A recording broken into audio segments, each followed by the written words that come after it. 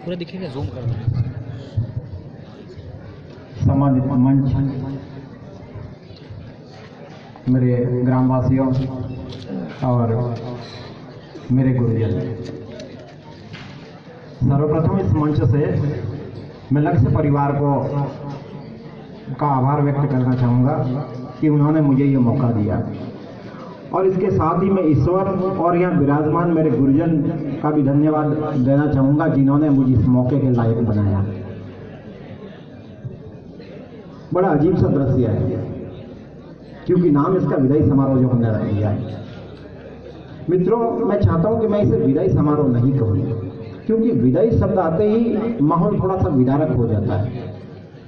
मैं चाहूंगा कि इस कार्यक्रम को मैं आगाज नाम से पुकारूंगा, और आगाज का अर्थ होता है, शाब्दिक अर्थ शुरुआत होता है, और ये शुरुआत है मेरे दोस्तों एक नई दौड़ की। और वो दौड़ आपको जो है जीवन के स्वर्णिम अवसरों की तरफ लेके जा रही है।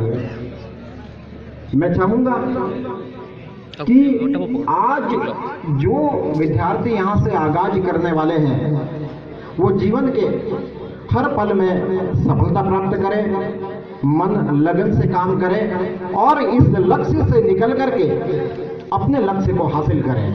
मैं चाहता हूं कि जिस प्रकार से आपने ये लक्ष्य हासिल किया है, ईश्वर आपको आपका अंतिम लक्ष्य भी उसी प्रकार से दे। रही बात अलविदा की, तो ये शब्द भी मैं नहीं कहना चाहूंगा। बड़ा दुख होता है किसी से दूर जाना। विदाई चाहे हमारे मित्रों की हो या घर से बेटी की हो, बहुत ही विदर्भ शब्द है ये विदाई, क्योंकि अलविदा उस समय कहा जाता है कि वापस मिलने के चांसेस ना हो। मित्रों, ये दुनिया गोल है और यूं देखे तो बहुत छोटी है। आजकल सोशल मीडिया देख लो या हर एक चीज से हम बहुत नजदीक आ गए हैं। बस एक ही चीज चाहता हूं इस मंच से सभी विद्यार्थी जो यहाँ से आगाज करने जा रहे हैं कि जब भी हम वापस मिले तब जो है नजर से नजर मिला करके बात कर सके। हमारे जीवन में हम ऐसा कोई कृत्य न करें कि एक दूसरे को देख करके शर्मिंदगी महसूस हो। ये इस मंच से मैं कहना चाहूंगा। मित्रों, मैंने कोई इतनी बड़ी सफलता हासिल नहीं की है कि आपको ज़्यादा जो है मैं ये इस प्रकार के जो वचन कह सकूं, लेकिन फिर भी मेरे जीवन का जो 35 वर्षों का बसंत जो मैंने देखे हैं इस जीवन में, उसका अनुभव आपके सामने रखना चाहूँगा। मित्रों, सफलता के लिए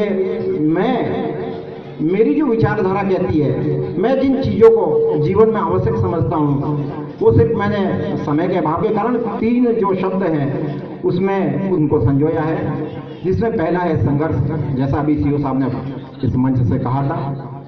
दूसरा है अनुशासन, जो कि आप अच्छी तरह से इस हॉस्टल के अंदर सीख रहे हो, मुझे पता है क्योंकि मेरा हमेशा यहाँ आना जाना रहता है। और तीसरी चीज़ है आत्मविश्वास। संघर्ष के बारे में मैं बताऊंगा। देखो, संघर्ष जीवन का दूसरा नाम है, और ये इस मंच से मेरी विचारधारा यह है कि उस दिन से शुरू हो जाता है जिस दिन एक बच्चा जन्म लेता है। क्योंकि जहां तक मैंने दुनिया देखी है, मां के गर्भ से सुरक्षित कोई स्थान नहीं है।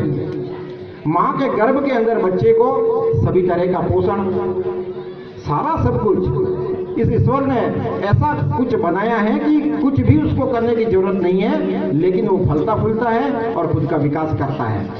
शायद इसीलिए ही जो ही वो गर्भ से बाहर आता है तो रोने लगता है। ये मेरी विचारधारा है, ये वैज्ञानिक विचारधारा या साइंटिफिक ट्रुथ नहीं है। वो रोने लगता है, शायद उसे पता होता है कि आज से मेरा संघर्ष शुरू हो गया है, और संघर्ष जीवन का नाम है। अगर वो नहीं रोता है तो डॉक्टर उसको मृत घोषित कर देता है कि इस जीवन को जीने के लायक नहीं है, ये संघर्ष करने के लायक नहीं है। अब संघर्ष का अपना एक तरीका होता है। लोग सफलताओं के पीछे दौड़ते हैं, मैं ये कर लूँ, वो कर लूँ, वो कर लूँ। मेरे जीवन का अनुभव कुछ अलग कहता है। मैं सिर्फ ये कहता हूँ कि आप एक कंकर हो, एक पत्थर हो, बस खुद को तराशते रहो तराशते रहो, चमक पैदा करते रहो अपने जीवन में, नए नए अनुभवों से चमक पैदा करते रहो और इस ईश्वर पे छोड़ दो कि वो आपको नींव की ईंट बनाना चाहता है या कंगूरा बनाना चाहता है। और मैं तो यहाँ तक कहता हूँ कि हो सकता है कि आपकी किस्मत को आपकी मेहनत पसंद आ जाए और इस छोटे से कंकर को शंकर भी बना सकती है। ये संघर्ष है जो जीवन में जरूरी है। जैसा अभी आप सीओ साहब ने एक नाव का एग्जाम्पल दिया था, मैं सिर्फ उसको अपने पंक्तियों के रूप में ये कहना चाहूंगा कि हदे गमे हस्ती से गुजर क्यों नहीं जाते, हदे गमे हस्ती से गुजर क्यों नहीं जाते, अरे जीना नहीं आता तो मर क्यों नहीं जाते।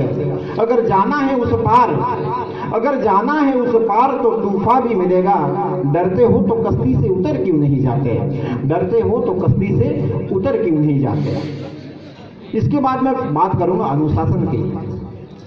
अनुशासन सीखना, अनुशासन के अपने अपने दायरे होते हैं, लेकिन मेरे लिए अनुशासन जो है, आप सिर्फ एक पंक्ति के अंदर खुद को अनुशासित बना सकते हो।